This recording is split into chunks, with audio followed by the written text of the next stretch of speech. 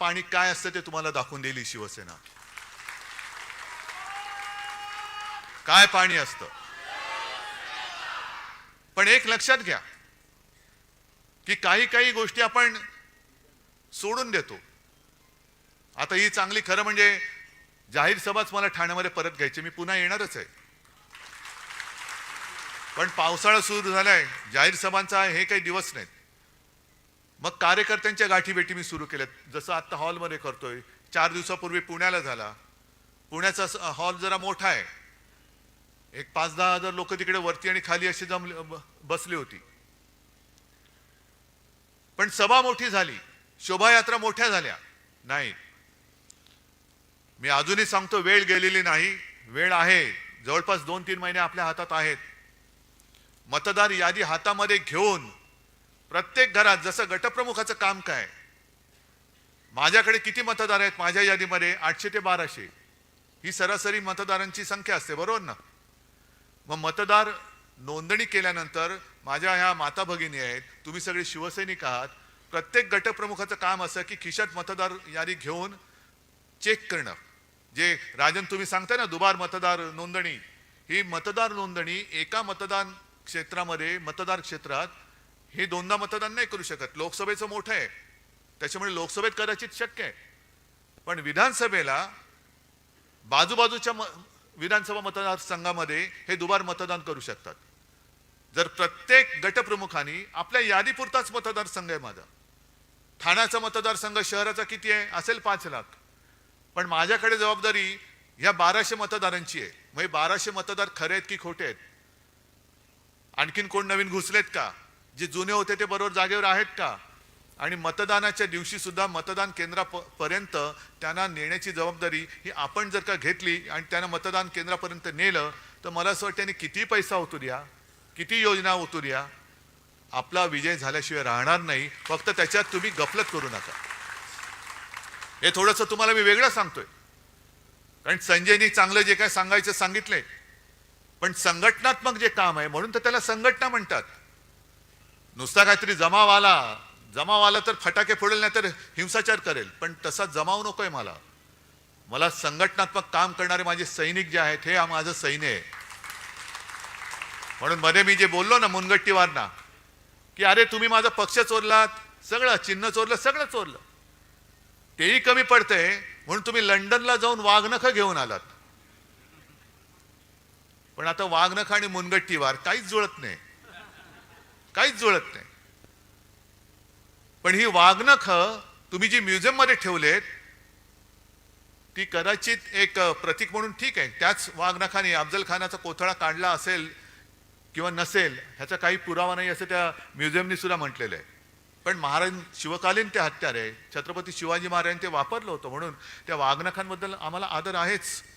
पण आत्ताच्या काळातली वाघनखं ही आहेत जे माझे सैनिक आहेत, ही वाघनखं आहेत. आणि म्हणून मी अब्दालीला घाबरत नाही. येऊच दे.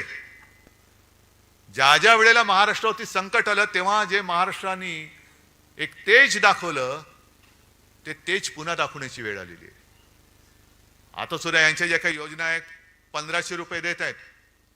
अहो 15 लाख देणार होतो तुम्ही, 15 लाखाचे 1500 का झाले? प्रत्येकाच्या खात्यामध्ये भाई और बहनों, जो विदेश में पैसा पड़ा है ना तो सगळा आणला तर तुमच्या खात्यामध्ये 15-15 लाख रुपये असेच येतील.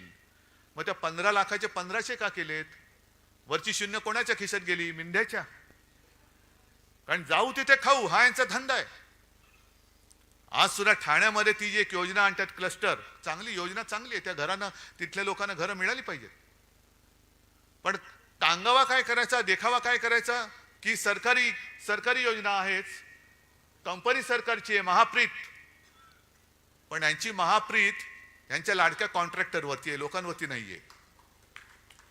ही जी प्रीती आहे त्यांची, म्हणजे प्रेम आहे, ते कॉन्ट्रॅक्टरसाठी आहे.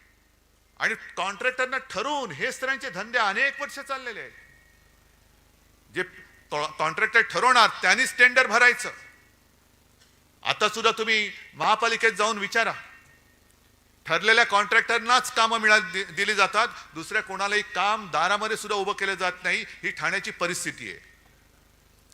आणि ठाण्याची परिस्थिती महापालिकेची एवढी वाईट झालेली आहे. इथे काही माझे नगरसेवक सुद्धा असतील किंवा ज्यांना महापालिका कळते तेही आहेत. राजनजी तुम्ही सुद्धा आहात, हे राजन इथले राजन आमचे तुम्ही पण आहात, सगळेच महापालिकेत मधली लोक आहेत. ठाणे महापालिकेला कर्जाचे डोहाळे लागलेत, कर्जबाजारी होते. कोणी केली कर्जबाजारी? कुठे गेले पैसे? संपूर्ण जिल्ह्यामध्ये रस्त्यांवरती खड्डे, राज्यभर खड्डे, खड्डेच खड्डे. म्हणजे सगळीकडे खड्डे पाडून वरती आमच्यावरती बोटं दाखवली जात आहेत. ह्यानी घोटाळा केला, ह्यानी घोटाळा केला. अरे 3 महिने थांबा. तुमची सगळी जी काही मित्र परिवार आहे, होय मित्र परिवार आहे, तो आम्ही उघडा केल्याशिवाय राहणार नाही, हे आज त्यांना मी इशारा देतोय. तुम्ही करा. तुम्हाला जर वाटत असेल की तुम्ही घोटाळे करताय पण आमचं लक्ष नाही, आमच्याकडे आम्ही सुद्धा 2.5 वर्ष मी स्वतः मुख्यमंत्री होतो. गेल्या अनेक वर्ष महापालिका ही शिवसेनेच्या ताब्यात आणि याही पुढे राहणार आहे. ठाणा काय, मुंबई काय, इतर सुद्धा. त्याच्यामुळे त्या महापालिकेमध्ये सुद्धा जी काही लोक अधिकारी आहेत, ज्यांना जनतेबद्दल प्रेम आहेत, ते बरोबर माहिती आमच्याकडे देत असतात. हे जरा निवडणूक होऊ द्या, मग बघा आम्ही काय करतो ते. जरा होऊ द्या. पण सगळीकडे वाट लावून टाकतायत. आणि म्हणून मी तुम्हाला एक प्रश्न विचारतोय की तुम्हाला आपल्या राज्याचं मंत्रालय मुंबईत हवंय का अहमदाबादमध्ये? आपल्या राज्याचा कारभार मुंबईतून चालला पाहिजे का दिल्ली का अहमदाबाद मधून? लोकसभेची निवडणूक होती, ती देशाच्या लोकशाहीचा गळा घोटणारी एक निवडणूक होती. जर आता आहे शेपटावरती निभावलंय अब्दालीच्या, आता बरचसं आपण आटोक्यात आणलेलं आहे. आता मनमानी नाही करू शकत ती लोक. पण तशीच ही लढाई म्हणजे लोकशाहीच्या शत्रूशी लढाई ही आपल्या लोकसभेची होती, तशीच ही येणाऱ्या विधानसभेची लढाई शिवसेना विरुद्ध गद्दार नाही. गद्दार तर गाडले गेलेच पाहिजेत, पण महाराष्ट्र द्वेष्ट्यांबरोबर आपली लढाई होणार आहे. महाराष्ट्र द्वेष्टे जे माझ्या महाराष्ट्राला फिकेला लावू पाहत आहेत. म्हणजे मराठी माणूस कसा ताठ पाण्याने उभा राहिला नाही, ताठ पाण्याने उभं नाही राहायचं. हातात भिकेचा कटोरा घे आणि मोदींसमोर खाली मान घालून उभे राहा. हे नाही संत हे नाही आम्हाला शिवरायांनी शिकवलं ना, आमच्या शिवसेना प्रमुखांनी शिकवले. हे बाळासाहेबांचे विचार असूच शकत नाही. महाराष्ट्राची वाताहत झाली तरी चालेल, पण तिकडे दिल्लीमध्ये जाऊन लोटांगण घाल, हे बाळासाहेबांचे विचार नाहीत. आणि या विचारांचे जे कोणी तोते असतील, या तोत्यांची वळवळ ही या निवडणुकीत आपल्याला पूर्ण थांबवावीच लागेल, पूर्ण थांबवावी लागेल. हे जे काय यांचं सगळं चाललेलं आहे, सगळं जे येते ते गुजरात. आज सुद्धा मी ऐकतोय, अजून ते मला कन्फर्म करायचं आहे, आणखीन एक मोठा प्रकल्प हा गुजरातमध्ये गेलाय. म्हणजे आम्हाला तुम्ही भीक देताय, माता भगिनींना 1500 रुपये भीक देताय तुम्ही आम्हाला. मुलाबाळांनी काय करायचं? आम्हाला हक्काचं पाहिजे. शेतकरी सुद्धा त्याच्या हक्काचं मागतोय, भीक नाही मागत. मी सुद्धा ग्रामीण भागात फिरतो, तुम्ही सुद्धा ग्रामीण भागात फिरत असाल. जा शेतकऱ्याला विचार, तुला घर बसल्या फुकटचे पैसे पाहिजेत का तुला तुझ्या कष्टाचे पाहिजेत? शेतकरी सांगेल मी स्वाभिमानी आहे, मला कष्टाचा पैसा पाहिजे, त्याच्या पलीकडे मला एक सुद्धा भिकेचा पैसा नकोय. म्हणजे आमचे हक्क मारून टाकायचे, स्वाभिमान मारून टाकायचा आणि कोपराला गुळ लावायचा. ज्या वेळेला एका पाठोपाठ एक प्रकल्प गुजरातमध्ये चालले होते, तेव्हा हेच मिंदे बोलले होते, काळजी करू नका, मोदीजी बोलले ह्याच्यावर मोठा प्रकल्प तुम्हाला देतो. किती मोठा प्रकल्प दिला? आला? एक सुद्धा प्रकल्प नाहीये. अजून सुद्धा शेतकरी आत्महत्या करतच आहेत, बेकारांचे लोंढे फिरतातच आहेत.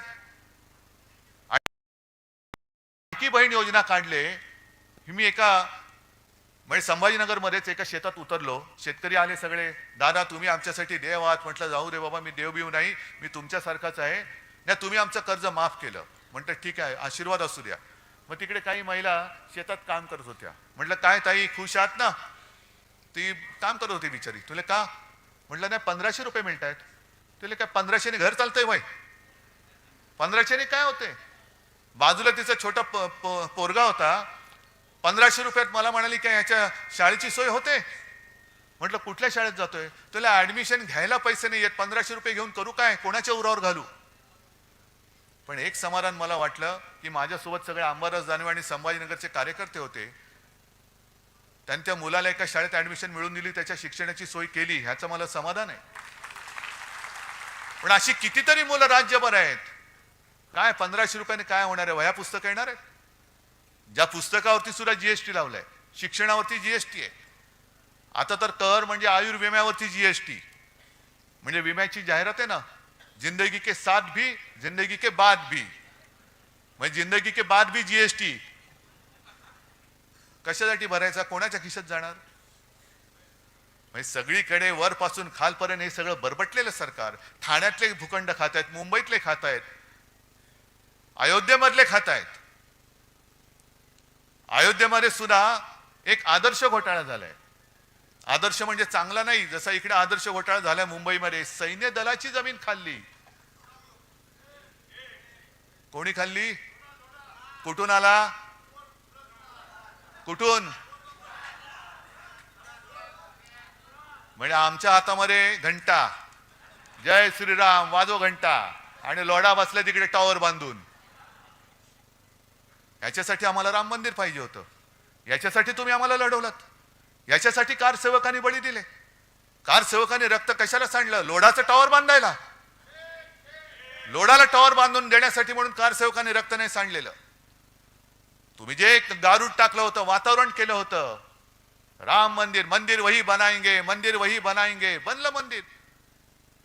पण मंदिर बनल्यानंतर सुद्धा वाजत गाजत तुम्ही जो काही शो केला, तुम्हाला वाटलं होतं की आता बस झालं सगळं, आता आपल्यासमोर कोणी उभंच राहू शकत नाही. पण प्रभू रामचंद्रांनी सुद्धा जो बाण मारला थोडक्यात चुकला, नाही तर बरोबर वर्मी लागला होता, बरोबर वर्मी लागला होता.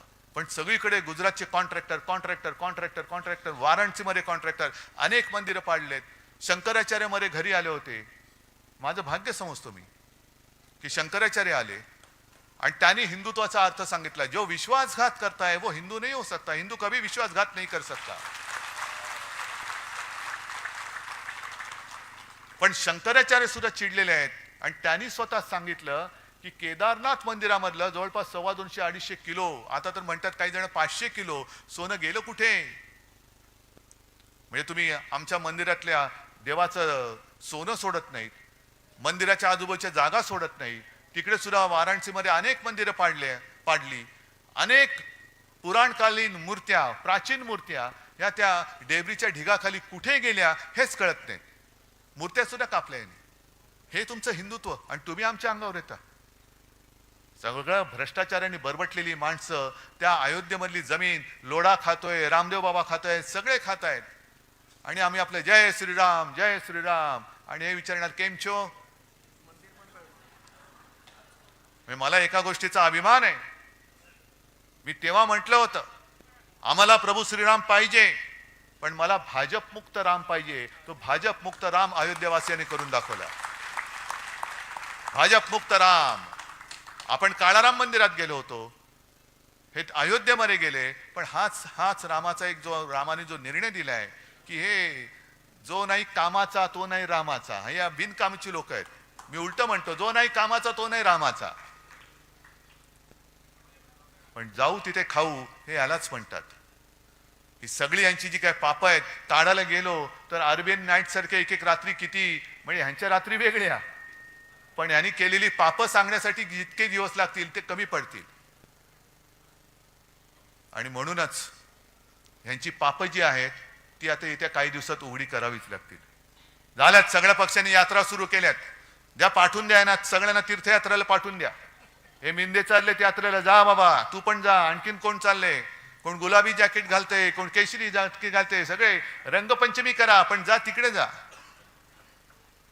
आपण जे काय काम केले, अजूनही मी काल सुद्धा दिल्लीत गेल्यानंतर तिथे सुद्धा लोक भेटली. कुठेही जातो तिथे लोक भेटतात आणि सर्व जातपात धर्माचे आहेत ना. मुसलमान सुद्धा आमच्या सोबत आलेले आहेत, बौद्ध लोक सुद्धा आलेत, सगळेच आलेत, पारसी आलेत, ख्रिश्चन्स आलेत. आणि सगळ्यांचं म्हणणं एकच, उद्धव जी आपने जो कोरोना समय में काम किया हम भूल नहीं सकते. आम्ही विसरू शकत नाही तुम्ही जे काय केलं. खरं मी एकटा नव्हतो, तुम्ही सगळे सोबत होतात, संपूर्ण यंत्रणा होती. आणि जे मी सांगत गेलो ते तुम्ही ऐकत गेलात, म्हणून आपला महाराष्ट्र वाचला. गंगेमध्ये जशी प्रेतं वाहिली तशी आपल्या इकडे वाहिली नाहीत प्रेतं, वाहू दिली नाहीत. उपचाराविना कोणी गेले असं होऊ दिलं नाही. ही जी काय सगळी कामं आहेत ही सुद्धा लोकांपर्यंत पोहोचवा. नाहीतर काय होतं, त्या निवडणुकीच्या रणधुमाळीमध्ये वेडवाकडं कोणतरी बोलतो, मग त्याला आपण उत्तर देत बसतो. मूळ काम अरे हे सांगायचंच राहून गेलं. एक साधं उदाहरण देतो.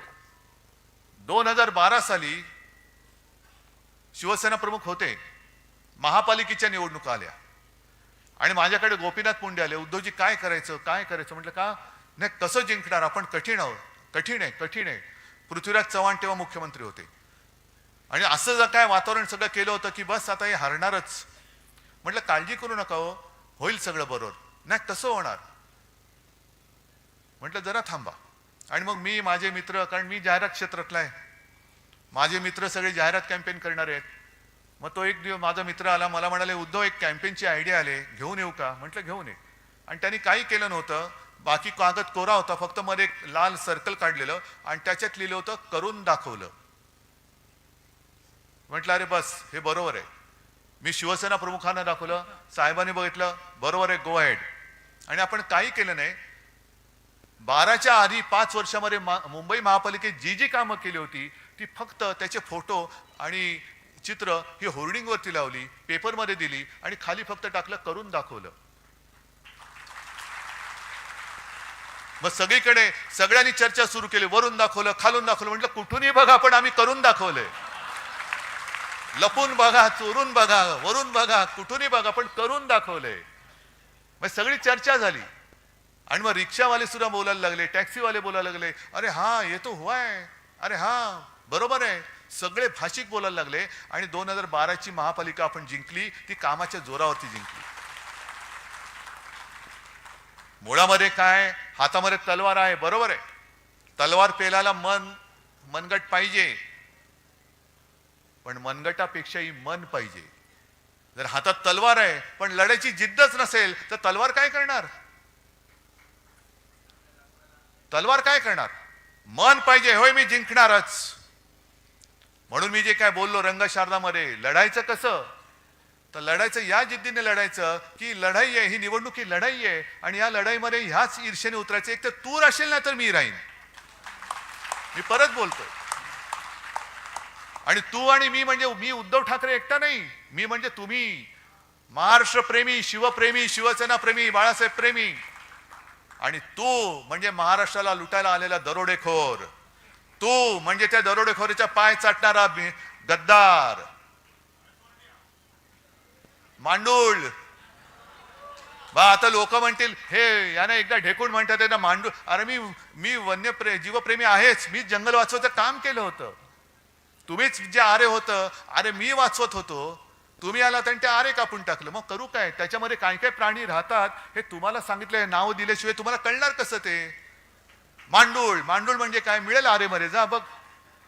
ढेकूण नाही मिळणार कदाचित, कारण ढेकूण रक्त शोषतो. रक्त शोषणारी अवलादी आमची नाहीये, अजिबात नाही. मांडूळ सुद्धा आमच्याकडे नाही. आम्ही जे करतो ते खुलेआम करतो. चालून जायचं तर छातीवरती, समोरासमोर, पाठून वार करणारे नाहीत आम्ही. आणि हे सगळं जे काही करायचंय त्या विधानसभा निवडणुकीत करायचंय. ही जी लोकसभा झाली, लांबली लांबली लांबली, किती 5 टप्पे. काय तुम्ही काय क्रिकेट खेळताय टप्पी टप्पी बॉल टाकून, सरपट्टी टाकताय. 5 टप्प्यात महाराष्ट्राची निवडणूक. पण आता मला कळतंय, कानावर येते की कदाचित नोव्हेंबरमध्ये निवडणूक घ्यायचं घाटते. का तर लाडकी बहीण या योजनेचे किमान ऑगस्ट, सप्टेंबर, ऑक्टोबर, नोव्हेंबर म्हणजे 4 हप्ते जर का महिलांच्या हातात गेले तर त्यांचा विश्वास बसेल की हे देतात बुवा, हे देणारी लोक नाहीये. ही अशीच एक योजना सुशील कुमार शिंदेनी केली होती. एक कधीची 2004 किंवा तेव्हाची निवडणूक असेल, मला आठवत नाही. संभाजीनगरमध्ये आपल्या कार्यकर्त्यांचं शिबिर होतं आणि शिवसेना प्रमुख बोलून गेले की माझी म्हणजे शिवसेनेची सत्ता आली तर मी शेतकऱ्यांचा कृषी पंपाचं वीज बिल माफ करून टाकेन. सुशील कुमार शिंदे बसले होते, आता आपल्या सोबत आहेत. पण त्यांनी काय केलं, मुख्यमंत्री होते, ताबडतोब योजना अंमलात आणली. शेतकऱ्यांना 0 रकमेची बिलं पाठवायला लागले. शेतकरी खुश झाला, हे देत आहेत तर ते कशाला पाहिजे, हेच देत आहेत. परत निवडून दिलं काँग्रेसला. काँग्रेस सत्तेवर आली, सुशील कुमार शिंदेची विकेट पडली, विलासराव देशमुख आले आणि विलासराव देशमुख सत्तेवरती येताच क्षणी पुढच्या महिन्यापासून दामदुपटीने बिल पाठवायला लागले शेतकऱ्यांना. आणि मग जाहिराती आला, बिल भरा नाहीतर तुरुंगात. हे तशी यांची योजना आहे. हे फसवी करायला. आणि तुम्ही किती पैसे दिले तरी मी माझ्या महाराष्ट्राच्या किमतीला महाराष्ट्र विकून मला तुमची भीक नको हे महिलांनी ठरवायला पाहिजे. आता आहे ना, जिजाऊचा महाराष्ट्र आहे, झाशीची राणी मेरी झाशी नाही दूंगी. तसे हे अब्दाली येत आहेत, आपला महाराष्ट्र लुबाडायला येत आहेत. 1500 रुपये लाच देऊन आपला महाराष्ट्र, शिवरायाचा महाराष्ट्र ते विकत घेऊ पाहत आहेत. तुमची मुलं बाळ ते बेकार ठेवू इच्छित आहेत. सगळे उद्योगधंदे गुजरातला नेऊ पाहत आहेत, नेता आहेत. तरी सुद्धा आपण 1500 रुपयावरती महाराष्ट्र विकणार आहोत. हा निर्धार आपण केला पाहिजे. ठीक आहे, योजना आहे, लाभ जरूर घ्या, कारण हे तुमचेच पैसे आहेत. हे काहींच्या खिशातले नाही आहेत, हे पैसे तुमचेच आहेत. आता तर आणखीन करतायत. जसं मोदींनी केलं होतं, ते रथ पाठवले होते गावागावात. आठवतं ना तुम्हाला, मोदी रथ, मोदी सरकार. आणि अक्षरशः गावकऱ्यांनी त्यांना पलटा भोई थोडी करून ठेवली होती. ते मोदी सरकार आहे की भारत सरकार, कोणाच्या योजना आहेत? मोदींनी काय घरच्या खिशातनं योजना दिल्यात? नाही, तसं नाही. हे मोदी सरकार काढ आणि भारत सरकार लिहि, नाही तर चालतो या गावातून. मग तसंच आता हे करतायत. 50,000 योजना दूत, 50,000, प्रत्येकाला 10,000 रुपये महिना. मग त्याच्यामध्ये सुद्धा ही चांडाळ चौकडी, खोटी नावं, जशी दुबार नोंदणी केली ना तशी खोटी नावं टाकून त्याच्यातले पैसे परत काढणार. हा मोठा दूत घोटाळा आहे. आणि तुमच्या योजना ज्या तुम्ही केलेल्या नाहीत, अरे कागदावरती काही लिहू शकता, पण अंमलबजावणी कुठे? मग ह्यांचीच माणसं, ह्यांचेच चेले चपाटे, ह्यांचेच कार्यकर्ते, त्यांचे सगळे कुटुंबीय हे या दूतांच्या नावांमध्ये घुसवणार आणि त्यांच्या माध्यमातून पैसे काढणार. हे दूत महाराष्ट्रामध्ये फिरता कामा नयेत. हे नाही फिरता कामा. त्याच्यासाठी जाहिराती करतायत, करोडो रुपये उधळतायत. आणि तरी सुद्धा आम्ही ह्यांची टाळ किटून काय भजनं गायची? ही निवडणूक त्याच्यासाठी आहे. हा भगवा सप्ताह त्याच्यासाठी होता. मला एका गोष्टीचा अभिमान आहे, जी मी एक सूचना दिली होती. आपला भगवा हा फक्त भगवाच असला पाहिजे. त्या भगव्यावरती मला चिन्ह नको. भगवा शिवछत्रपतींचा, कुठे शिवाजी महाराजांनी चिन्ह टाकलं होतं? अरे हा शिवाजी महाराजांचा भगवा, हा यांचा भगवा, हा त्यांचा भगवा नाही. भगवा एकच, हिंदुत्वाचा भगवा, शिवाजी महाराजांचा भगवा, आणि तोच बाळासाहेबांनी आपल्या हातात दिलेला भगवा आहे.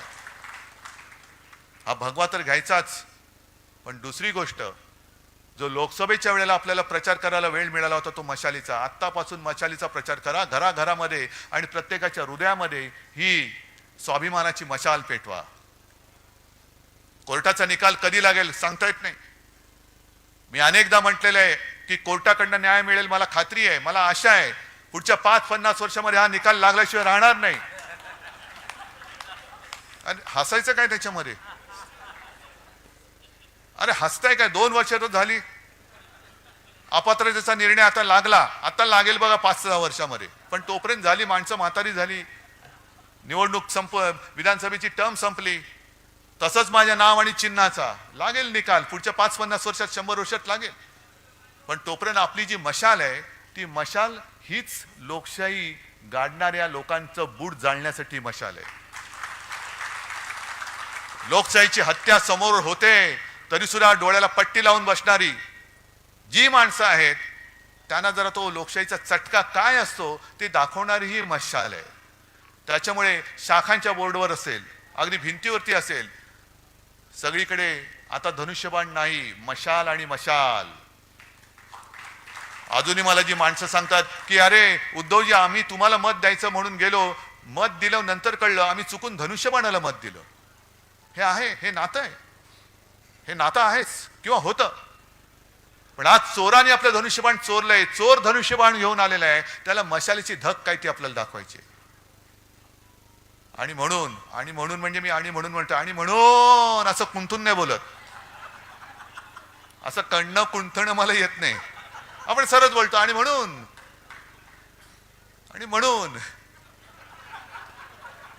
ये जो है वो जो मशाल जो है वो मशाल जो है वो